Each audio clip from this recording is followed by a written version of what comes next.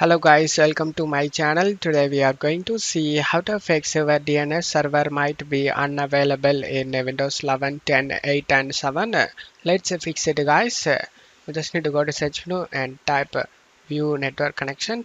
Click on open it. You just need to right click on your internet connection. In my case I am using Ethernet and select properties. Select internet protocol version 4 and select properties.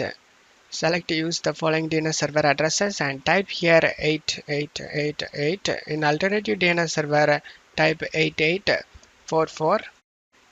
Check mark this option, validate settings upon exit and select OK option. Select close.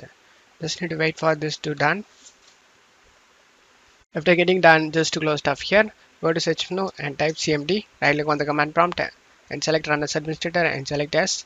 Now check my video description for these commands. Just to copy and paste it one by one.